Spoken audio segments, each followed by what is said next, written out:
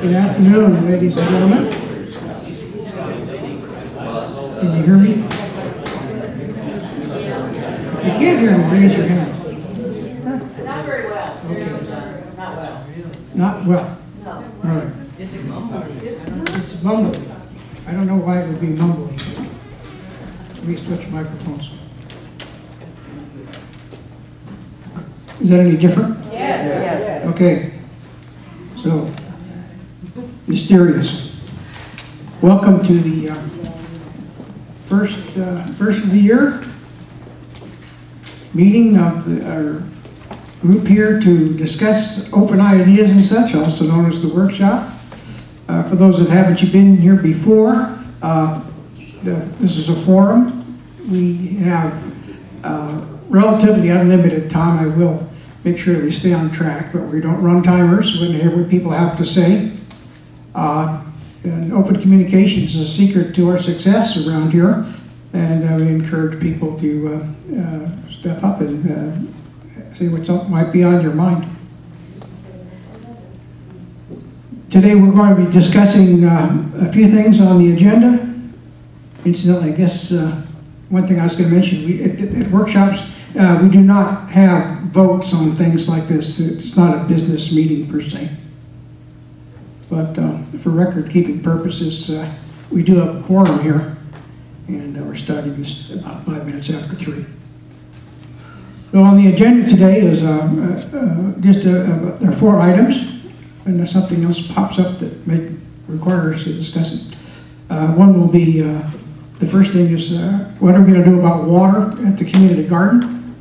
After that, we're going to be discussing, under the direction of Andy Altman, some legal opinions regarding HOAs. And the third thing will be speeders in Oakmont.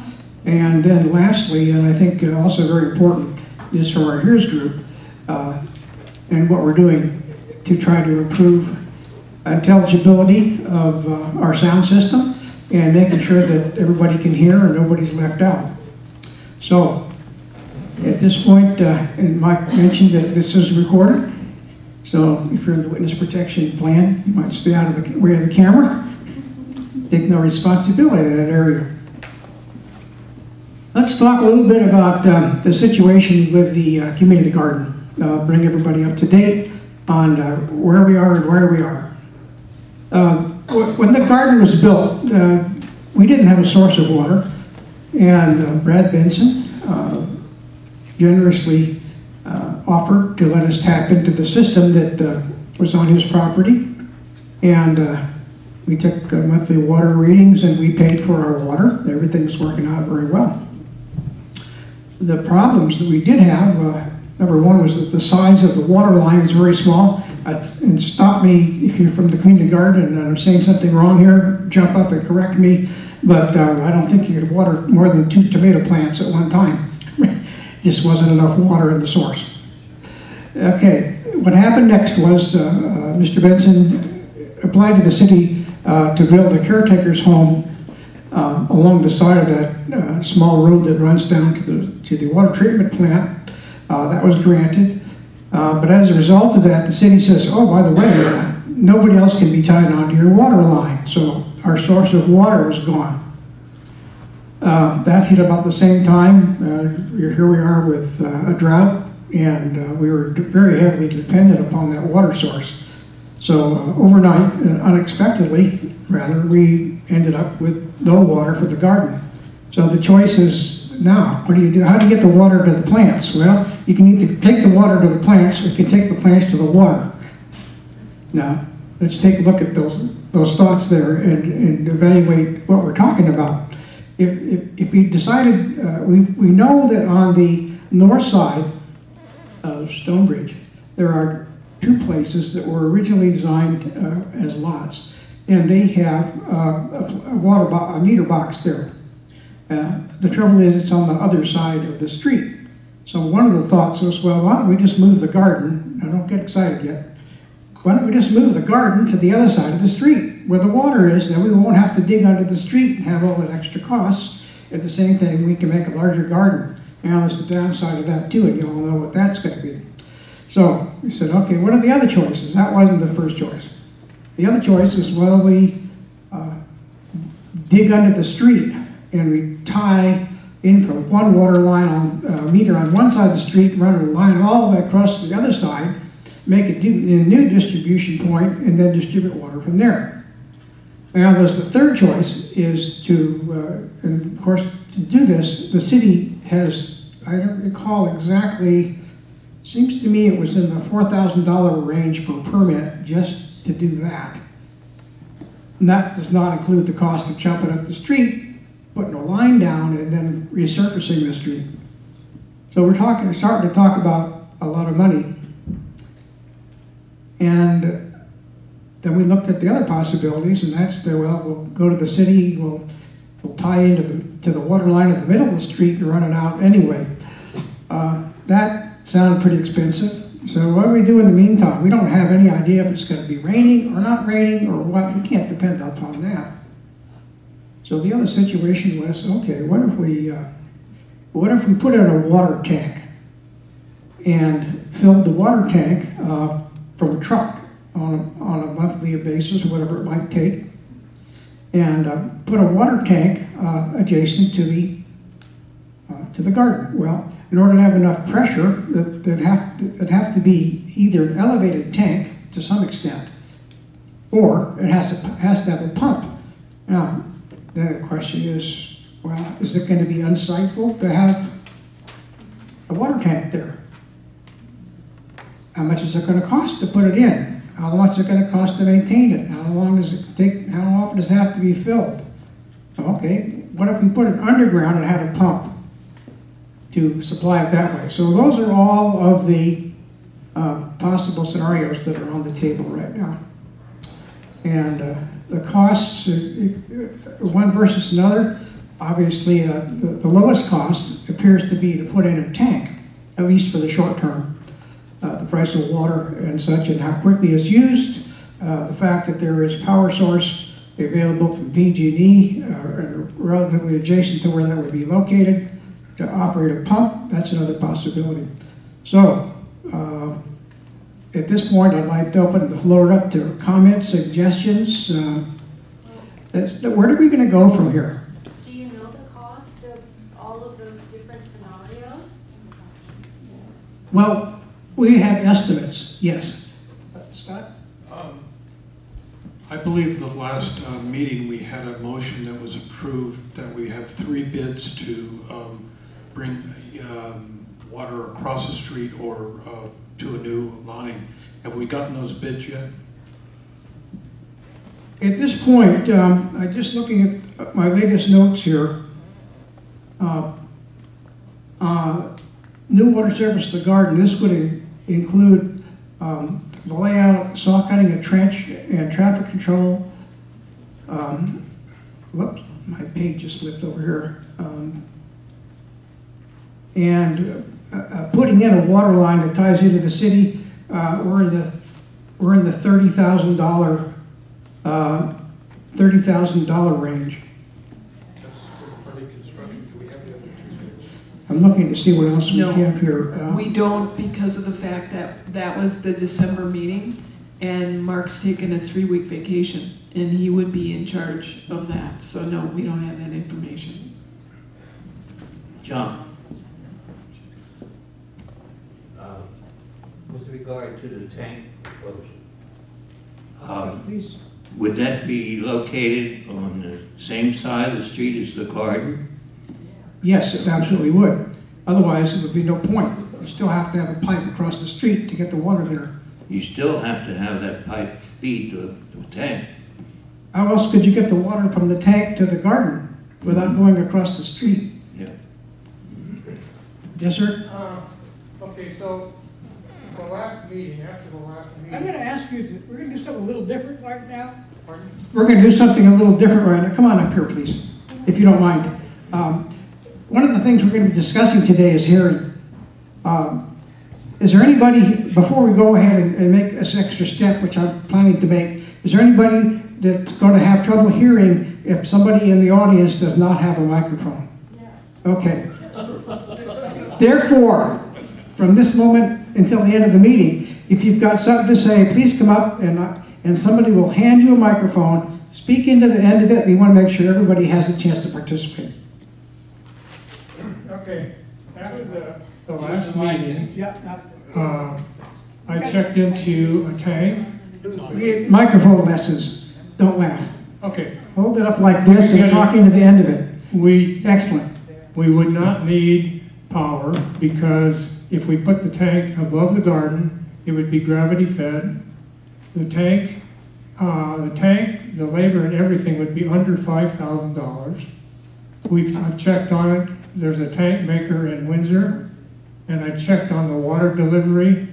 Water can be delivered almost any distance because the fellow that delivers the water, he has a 3,800 gallon truck, and he can go in 50-foot increments from his truck for, I believe it's $25 up for 50 feet. So if it was 200 feet or 300 feet, it wouldn't be outrageous. And he delivers a truckload of water for $200. That's Santa Rosa City Water. So that's probably not a whole lot more than we pay if we're piped into the city and with a meter. I don't think. Probably 3 truckloads would do for the whole summer at $200 a truckload. So this is something to think about. I sent Mark, and I don't know who else got the copy of the details, but it's in the works somewhere. And I think that's worth considering, as opposed to $30,000. Thank you. I'd like to comment on that. I have seen these numbers, and they look very good. If you look at, let's just for the point of argument here, it was cost of water delivered was $600 a year. I mean, that is so much less than building an infrastructure that you wouldn't even consider the other possibility, I would think, my personal opinion. One of the things I would be concerned about, or two of them, one is the aesthetics of the tank, how it affects the neighborhood. I'm a realist. And secondly, is how much elevation would there have to be in order to have enough head pressure to be able to water. I think it would have to either have I can do the engineering calculation, but not here in my head, how high the tank would have to be to give a particular pressure and at a given flow rate. So it may require a pump, but I think that whole idea of using a tank, whether it's underground with a pump or otherwise, does make sense. Okay, you've got the mic. Oh, terrific, thank you very much.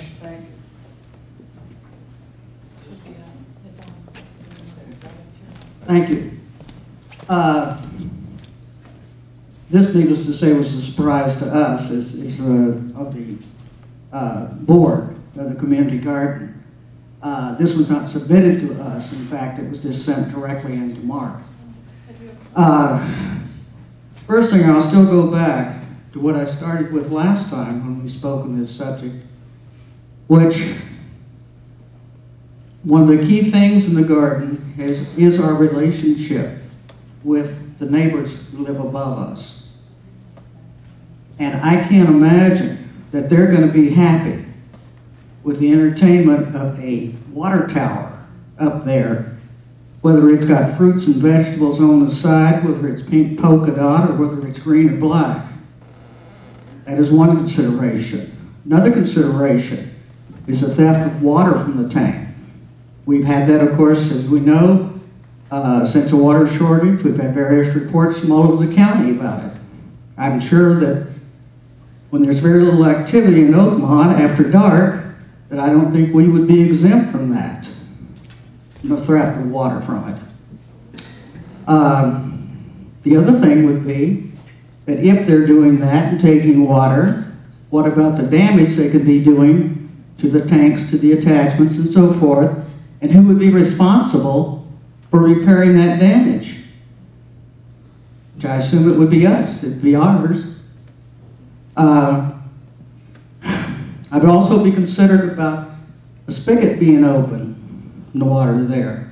Now we've had, it's a lot easier probably to remember to turn off a faucet that's right there in front of you that also where you're hanging up your hose than it could be some other arrangement.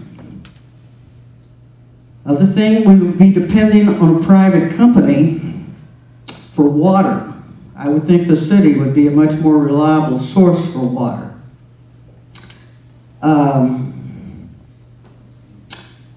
We'd have trucks coming in and out. And that is an area which is by nature, I think, a very quiet area over there. I doubt if they have too much truck traffic at all. Say, unlike where Oakmont Boulevard or something like Oakmont is. And I'm not at all for sure that I agree with the gentleman who made this proposal about as far as the cost of this. Mark, I'm sure, will have much more information than I would and possibly more accurate. But I had a brief discussion with someone at the city today about the costs on the water. And for 37 gallons, it would cost like $18.98 per month in the city.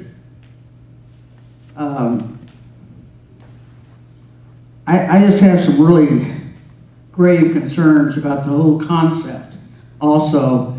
And the other thing is the earthquakes. We've had them in Napa, we've had them in Kenwood, and if we had a full tank up there, what would happen if that water came down? There are some houses on the other side of the garden. So I just think that that the solution, the long-term solution, the permanent solution, is to put the water meter over on the garden side. I assume you would, if we can't bring a line across, unless here again, those are buildable lots, I assume, and I would think that the OVA may wish to hold those lots in abeyance for future building needs in Oakmont, since we do seem to be sort of running out of space for any new buildings we might need in the future. I would think that since we do not have the information yet or the bids from Mark, nor his expertise in the matter, that perhaps this issue should be delayed until we have more information.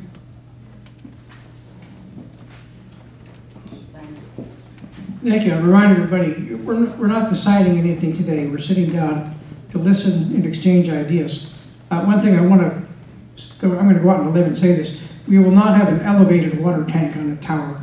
If we needed to make the tank higher, we just place it further up the hill. It would still be sitting on the ground. We're not going to build a structure with a tank on top. Well, that was my thought, is that if it was submerged, then there wouldn't be stealing the water, and there could be some kind of lock. There could be some kind of lock. If it was submerged under the ground, then there wouldn't be the opportunity for anybody to steal anything. It would be locked, but I don't think we have enough information, but gravity feed does work. But I think that we don't have enough information to even consider it. Once again, the purpose today is to gather ideas. We don't need a certain amount of information today because we're not making any decisions today. I'm sitting down here writing a list of comments, and I know my colleagues here are also. So just consider that. John, you need half a pound for a foot.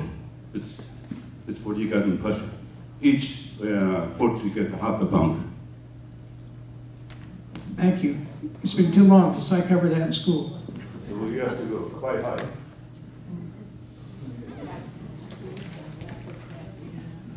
So John, I think the motion that Alan referred to at the beginning of this topic was quite correct. We passed a motion, and we were hoping to have 3 bids by the January meeting, and we still have 2 weeks until the January meeting. Is that going to happen? No, No. Well, I don't think so. yeah, that was interrupted by Mark's vacation. Yeah, and there were holidays there and a number of things. So I agree with most of the people who have come to the microphone. We just don't have enough information until we get those bids and concretely look at this. Why don't we postpone this until the February board meeting and have that discussion? Not that further discussion here wouldn't be appropriate, but we had a motion, it was carried. I, for one, would like to see those figures. Yes, well, we're not acting today, Bob. I still want to keep the floor open for ideas.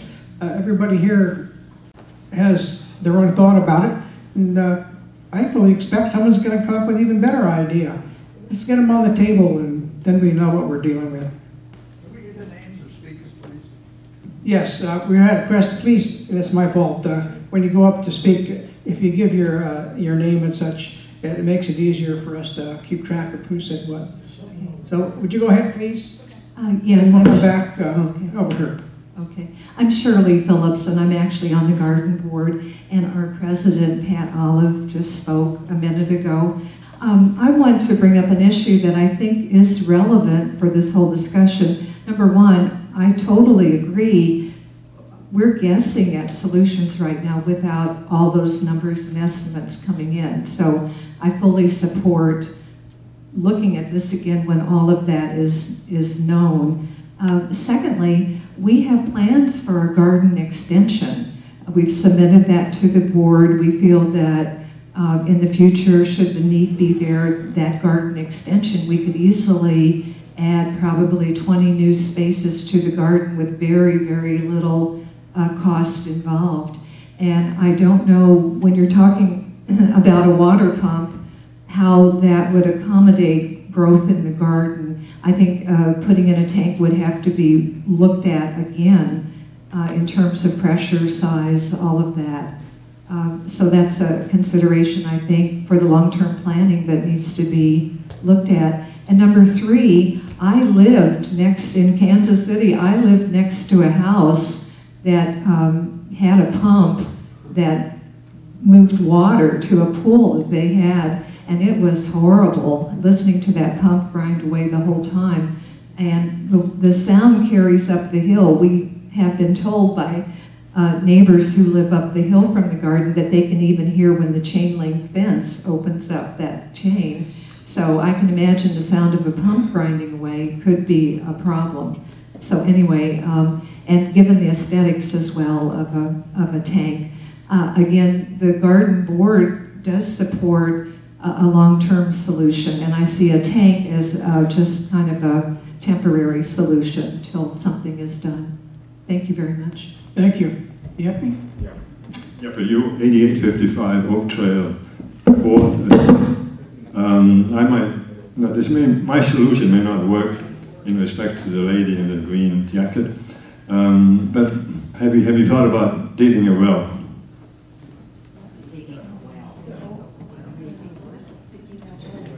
You suggested, I'll just comment here, I don't want to throw, no pun intended, cold water on this. I guess I just did. But well, if you start looking at the cost of wells, no, I'm telling you, it's going to be well over $100,000. The OGC just had a successful well drilled by the 17th tee of the West Course. It was about a little over $70,000. I stand corrected then.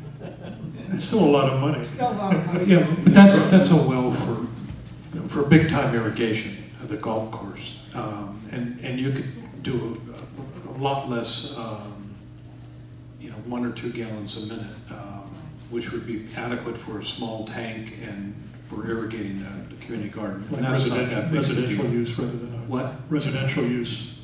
Yeah, that type of well, small. Thank you. I'm going to move along on this, so we're not here until dark, but anyone else have a comment before we move on? Thanks for your thoughts. And again, it's just all these thoughts are going to go on the table and we'll just come up with the best solution. which we're not going to do today, which as I said before, and we'd already made a motion to, at our last meeting on how we're going to handle this time-wise. Okay, the next item on the agenda, I'm going to turn the microphone over to Andy Altman to discuss the details of the second item on our agenda. I'm going to, with all due respect, John, I'm going to adjust what the subject matter is from what was stated earlier. What had happened, I'm going to give a little history on this, what had happened over the last 6 months is a few directors have been called to assist different HOAs with some certain issues, specific issues going on in different homeowners associations. A few of us have attended certain meetings, heard different concerns, been asked for certain assistance, etc. Also attended a few LOMA meetings and heard different questions and conversations. So what happened in a meeting about 2 months ago was I asked a question, have we ever received a legal opinion to find out even if we can start any kinds of conversations, to find any kind of partnerships or whatever. I don't even want to define what that is, but with our HOAs. We've learned throughout the last many years that a lot of the problems that we encounter in Oakmont are replicated in the HOAs, and in a lot of cases, the problems within the smaller HOAs are the ones that we have to encounter as a board as well.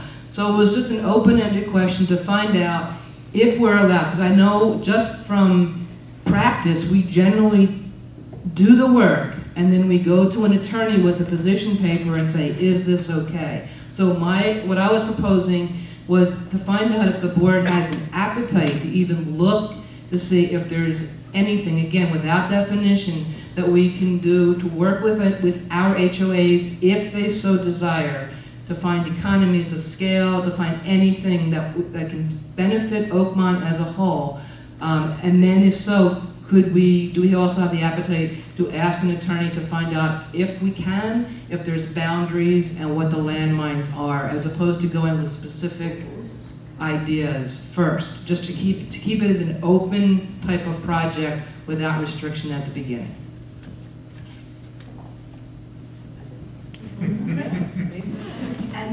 Comments from the board? I've got one, but I'm going to hold off. Yes, please. Oh, go ahead. I'm over, right? I'm Sue Dibble. I'm president of Aspen Meadows Homeowners Association, and we need all the help we can get. We're volunteers. It's 40 hours of my time a week, and I need all the help we can get. So, for instance, trash cans. Yeah, nobody likes to see the trash cans outside. There is no way, unless we get some sort of dispensation for 37 places, 37 HOAs, to treat them like we did the air conditioners, and make a little pad for the garbage cans. So, I mean, there are things we could do as a group, rather than 37 different lawyers doing 37 amendments to the CCNRs. Anyway, I'm hoping that we can all just work together and try to make this better for all of us. Would you repeat the last name, please? Dibble.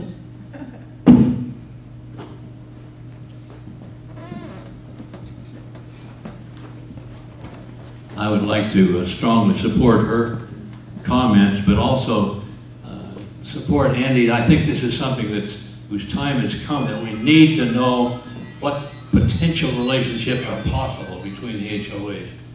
We have now in this situation, I think board members, I'm sure everybody out here is aware too, among the 37 HOAs, we have a wide variety of HOAs' economic ability. We have some that are in very poor shape economically. We have some who are in excellent shape economically. And I just think it behooves the board to look long range at what the potential solutions might be in regard to the HOAs, because they're a vital part of OVA. I just like to support her suggestions. I've got a quick question. What does LOMA do? I thought this is what LOMA was for, to handle these issues. I just asking. I could speak on that. 2.5 minutes. That might be too long. I thought somebody might ask that. That might be why I'm here. Okay, I'll read this because it's quicker. Want to state your name and such, please? Oh, Janet Dove. Okay. LOMA is an advisory group that assists boards of governors and owners living in Oakmont's 35 maintained area associations, now 36. Training and technical assistance in managing the business affairs of these 1,250 homes is provided when requested.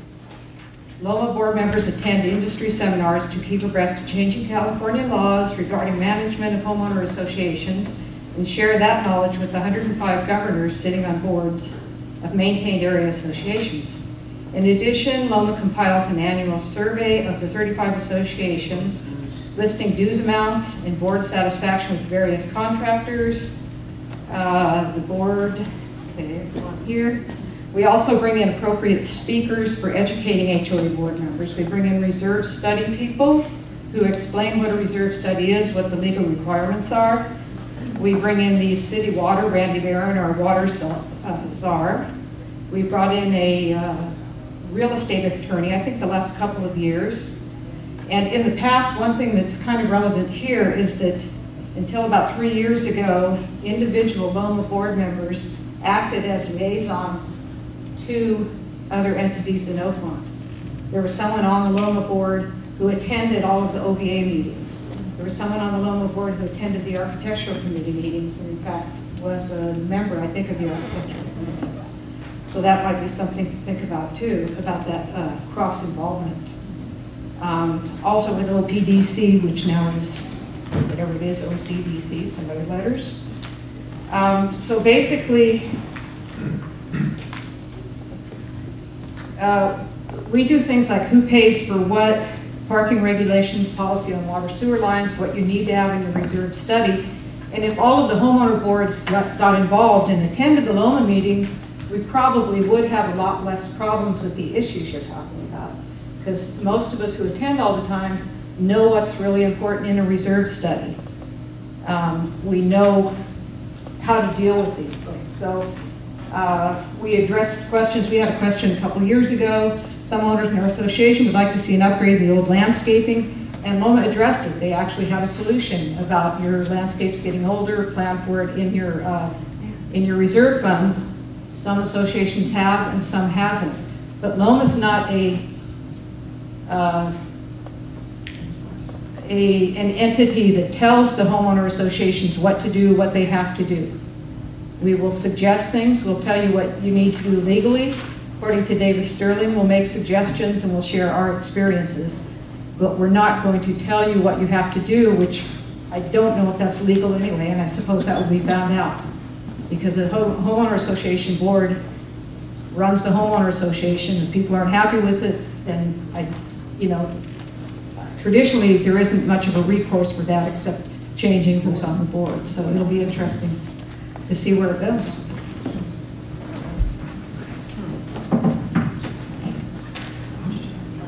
William Biggs, Stone Creek Circle. A thought here. It does appear to me that the remedial action taken to increase the coordination between the OVA and the sub-association boards is something essential to the community.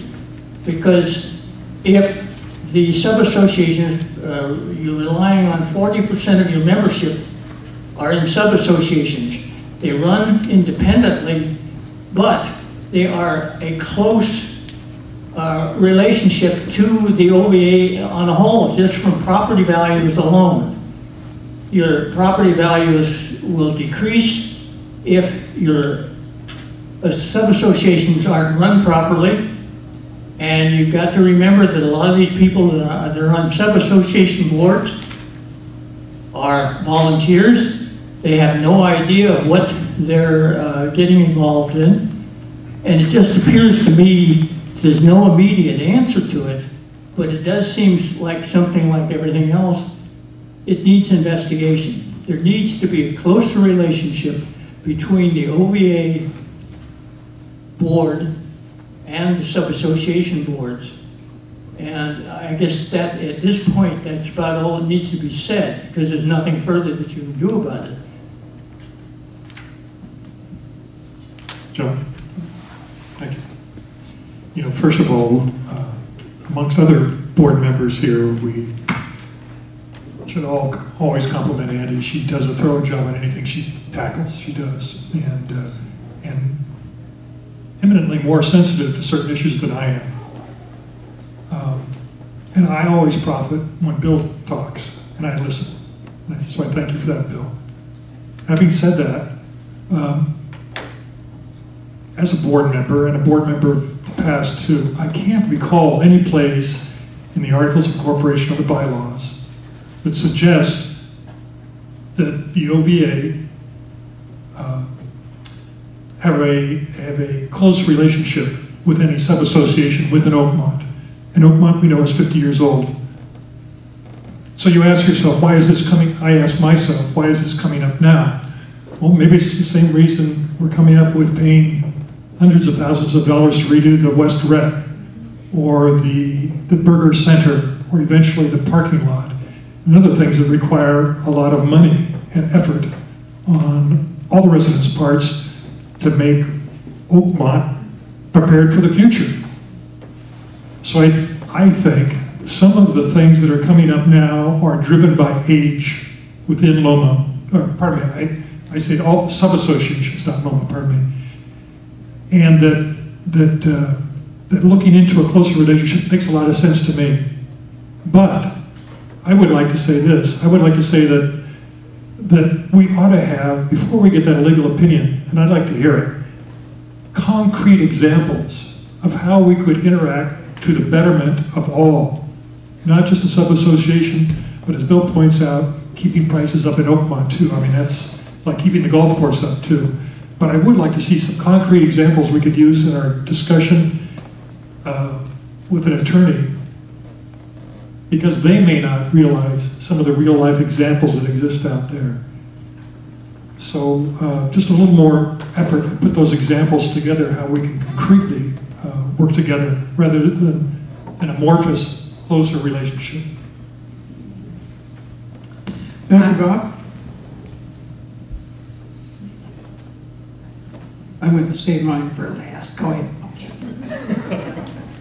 I did speak to Attorney Sandra Gottlieb on this issue, and she said she did have to do an analysis for a large association in California regarding this issue, and because it was a master association and it had 4 or 5 sub-associations.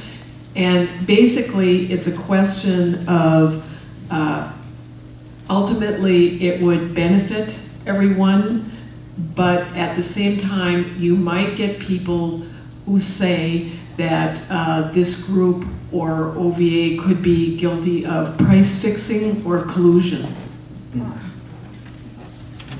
So I'll give you an example.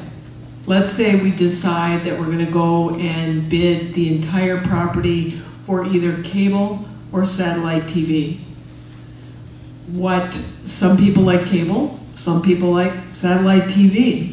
So you could get a group of disgruntled homeowners that say, and this happened to me, by the way, I've done this before,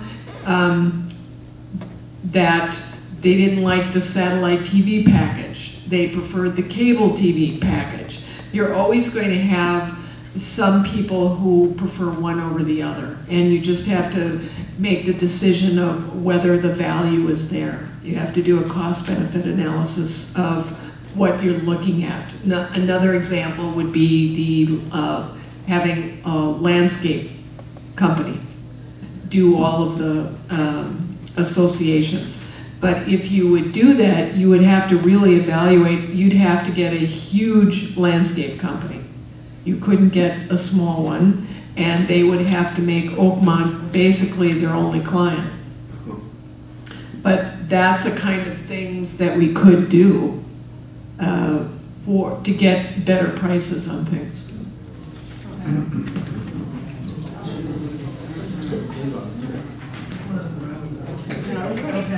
Okay, well, that wasn't even my idea. Those weren't my ideas. Okay. Oh, to hire somebody for all these subjects. No. I just wanted to say that my ideal, Loma and OVA have only been dealt with each other for how long?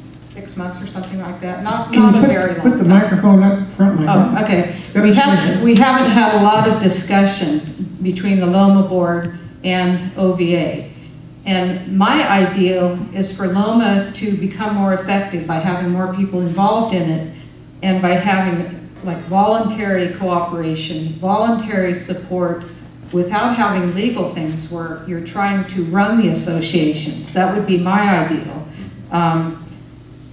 I know we've had problems with landscaping not being kept up. That was your big issue, Cassie. And the associations, I think now they all have a plan. But even now, we're still working off of budgets that were written in September of 2013, before there was a drought, and a lot of homeowner associations hadn't come to terms with their landscaping being 30 years old, and certainly not with the drought. I think there is progress being made. I think Marianne would agree with that. So I don't feel there's a burning issue. I'm not against getting a legal opinion, of course. It doesn't hurt. The more information you have, the better. But it's possible that Loma can be more effective and that there can be cooperation and communication and kind of a supportive environment instead of having, you know, attorneys or where there are sides on things. I hate to see something like that happen. So.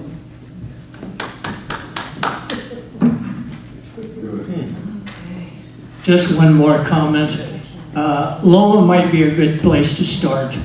What you need to do is have an organization that you develop it over a period of time, because we're not talking about legality here and trying to organize like the architectural committee, a set of rules for sub-associations. That isn't the point.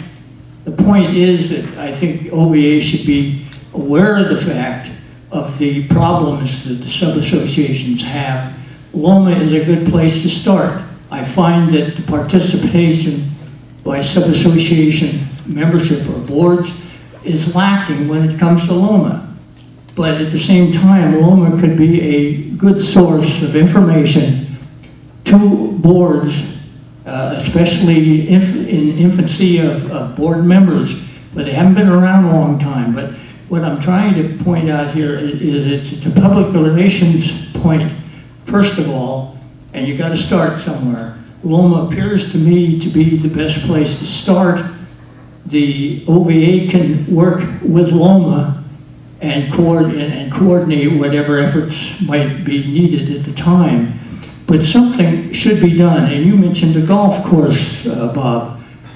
We don't want to own the golf course, but the golf course is a tremendous asset to the community. We can't allow it to disappear. It's the same way with the sub-associations. They are an asset to the community, and we must understand what it takes for these organizations to function properly, and at the same time improve the relationships throughout the community.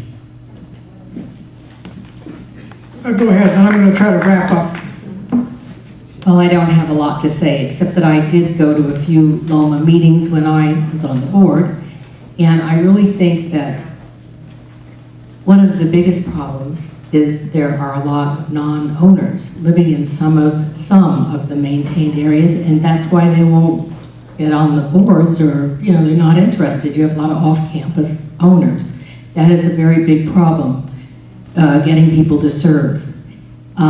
I don't think that the OVA board should step in and try to govern the maintained areas, but there is one problem now that you've mentioned water. I don't know if this is still on the top of the list, but the city of Santa Rosa would really like to have each home have their own water meter, and that is going to be something that maybe the OVA is going to have to step in and try to negotiate for the maintained areas, because that'll be very expensive. So that's just a few observations. Okay, to move right along, I'm going to make a short comment and turn this back over to Andy. I hope we haven't gotten too far off track. I'd like to step back and look at the situation from a little further back. It's easy to come up with individual examples of different kinds of things. They're just indicators of where we need to improve.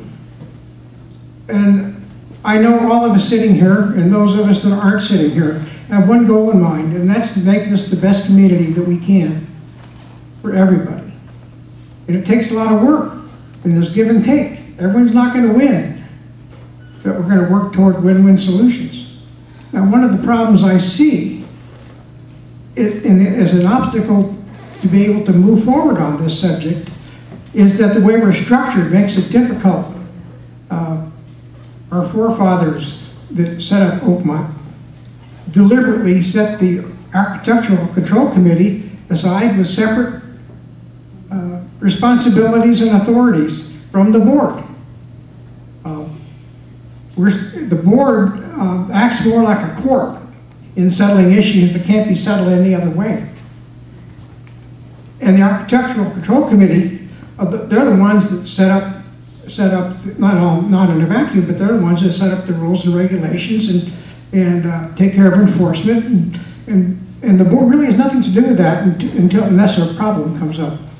The situation that encourages is that the communications break down, and there's no easy way for it to come directly to the board.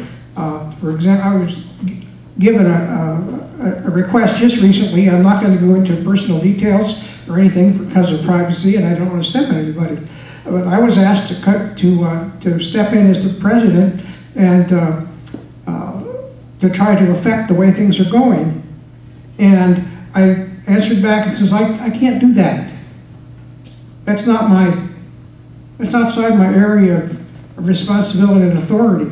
That extends to the Architectural Control Committee. I can't, as a board member or any other of us sitting up here, deliberately get in the way of that process and subvert it to make it work better as much as we'd like to. We have to go through the process. So if the process is holding things up, maybe it's time, and I'm not going to present an answer here, is to look at the process and see what can we do to make the process to make this work for us instead of against us and to stand in the way of what we're trying to accomplish. And when I give this back to Andy, one of the basic questions is, what are the legal entanglements of working toward that kind of a solution? Who has the authority and who doesn't, and how do we keep ourselves out of trouble and still try to accomplish what's best for the community? John, I have a couple of questions that I'd like to clarify. Oakmont, as I understand it, the Loma situation is the League of Maintained Areas.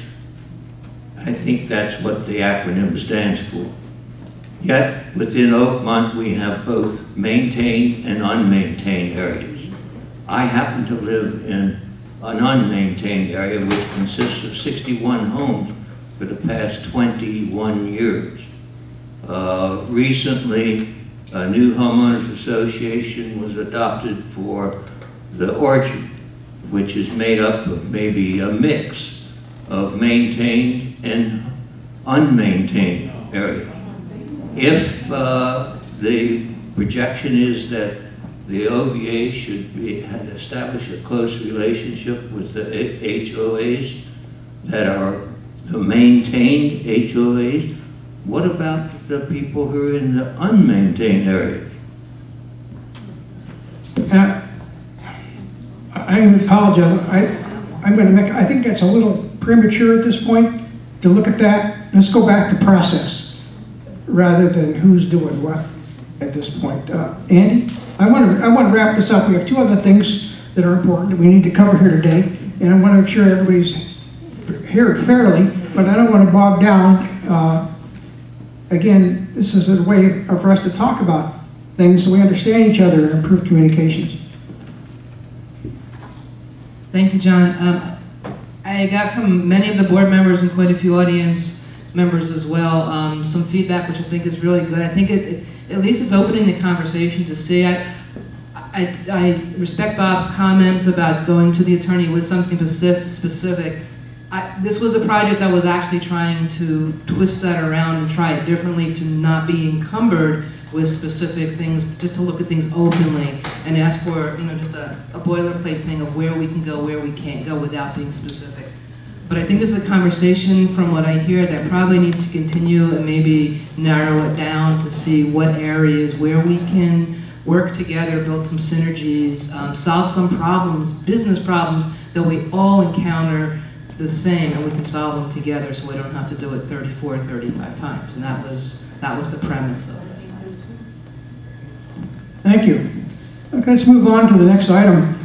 Speeders on Oakmont streets. I don't think this will take too long. The problem is not, has not, and will never be eliminated, as far as I can tell.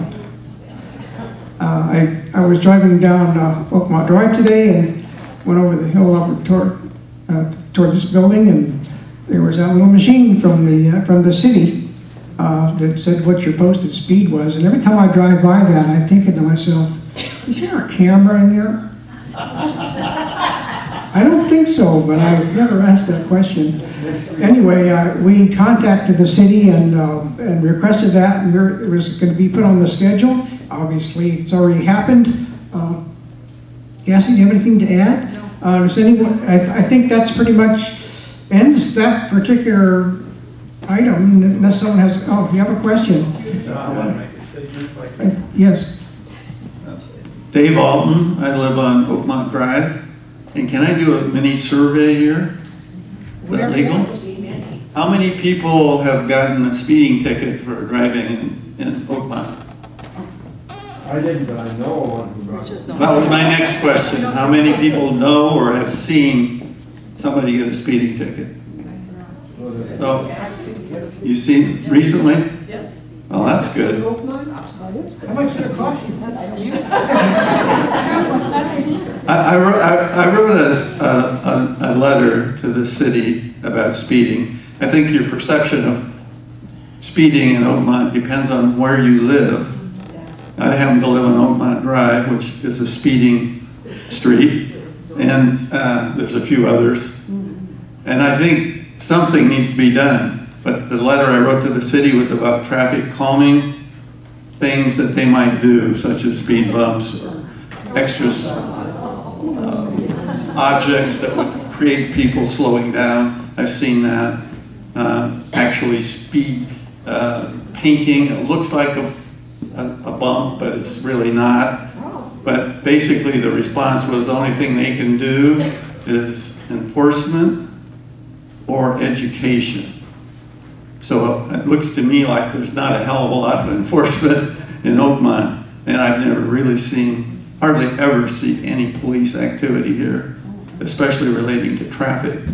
So it's going to be, I think, up to the board to adopt some educational practices that we can control, including signs that say, slow down please, because we're a community of older people, and people in this community, whether we want to admit it or not, are not going to be the best drivers due to aging problems with eyesight, your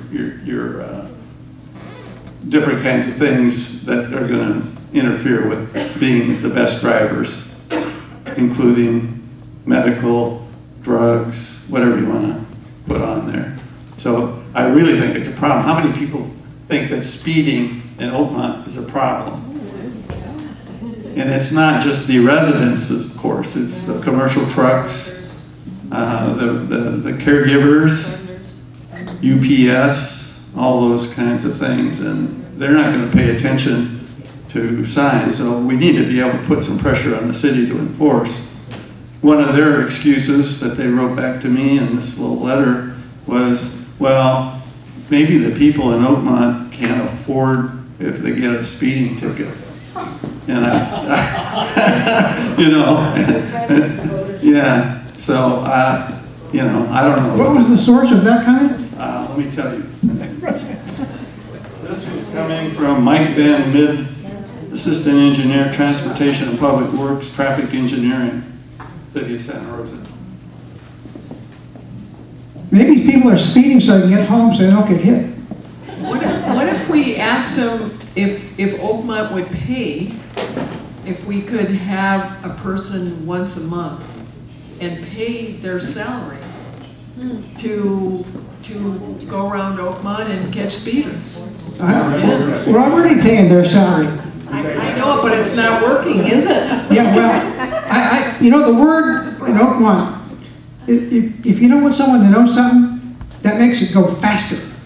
I mean the communication, how quickly it spreads, rumors, whatever, you name it. You know, nothing is idle here. It's all moving, it's all very fast. Did you know that so-and-so got a ticket? If the police department came out and gave a few tickets, and then the people, they went to talk to the neighbor and says, I can't believe it, I got a ticket. You know how long take the word to get around that they got a ticket? Would that be more effective than anything? Yeah.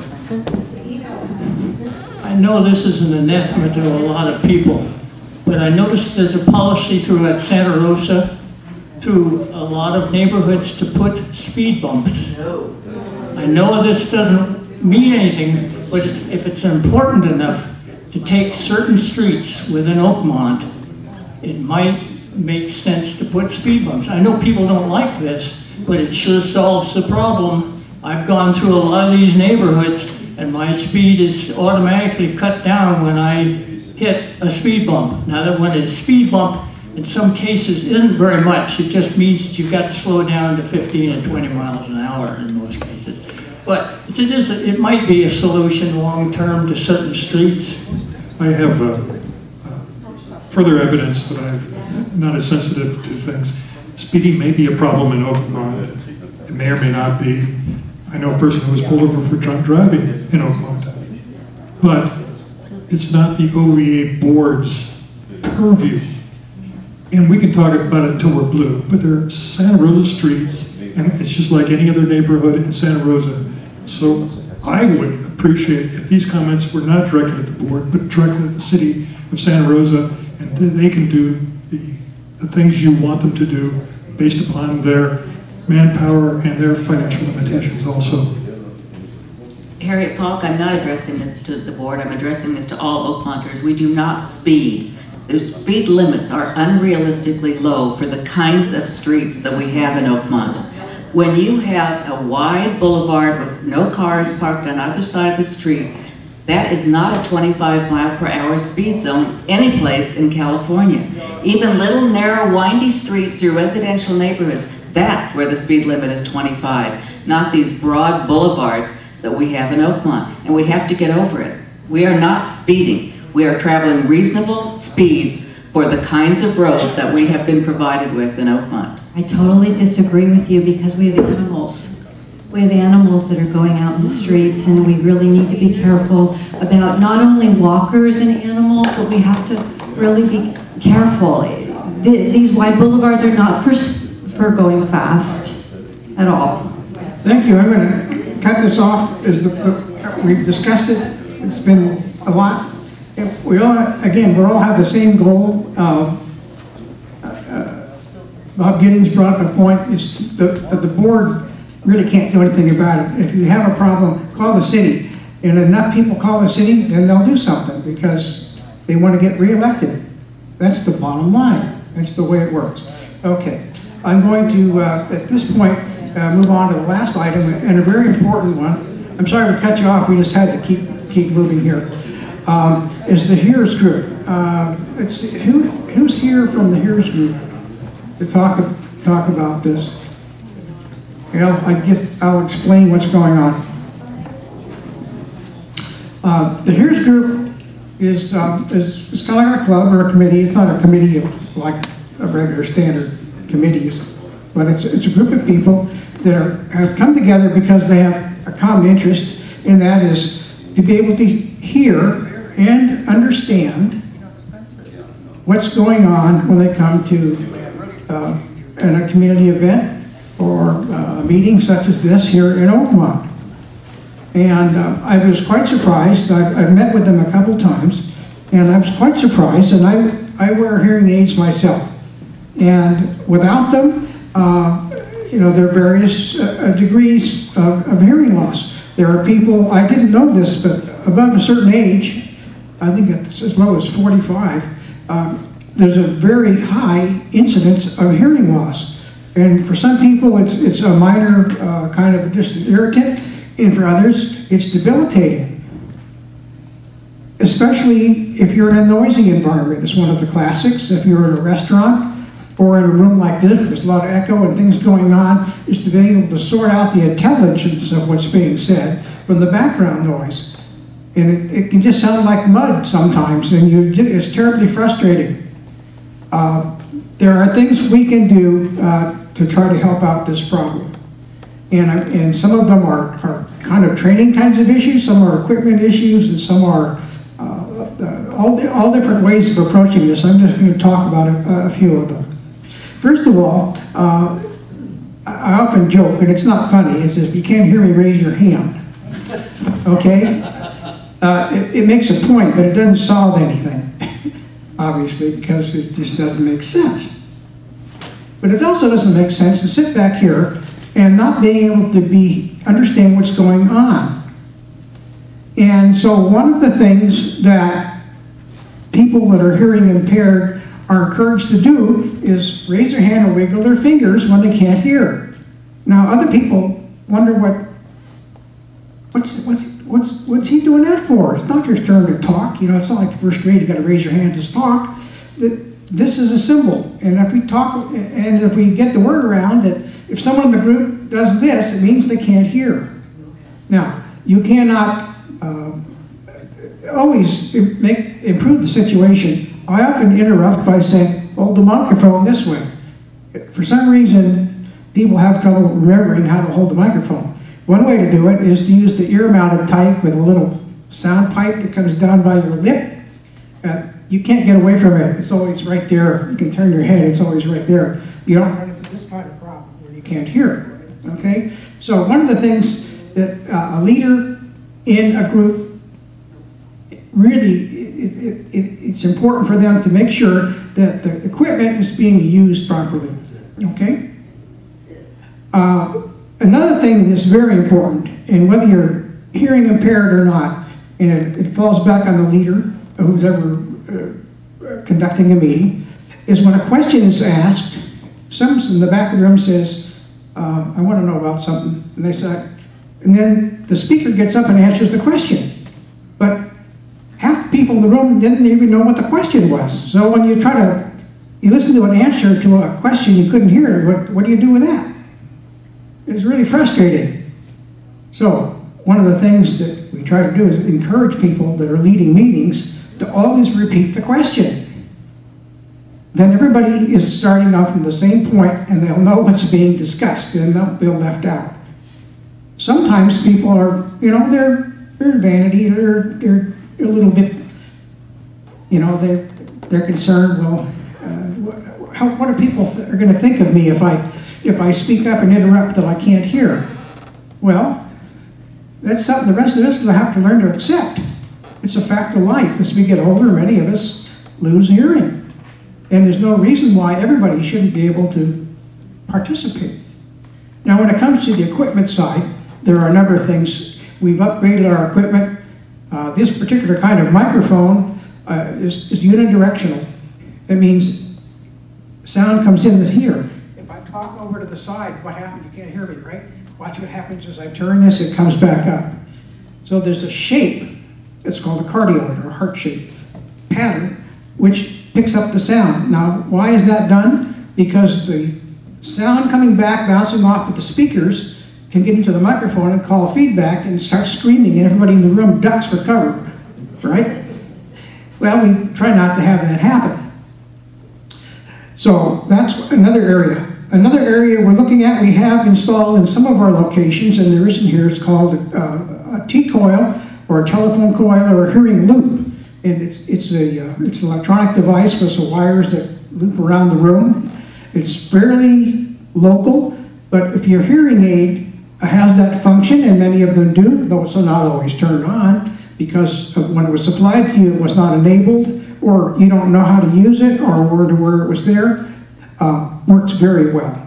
It eliminates the problem of not being able to hear because of reflections. It comes directly from this microphone through the electronic system directly to this coil, directly into your ear, and it works quite well when it's functioning properly. And believe it or not, sometimes people can say, this isn't working very well.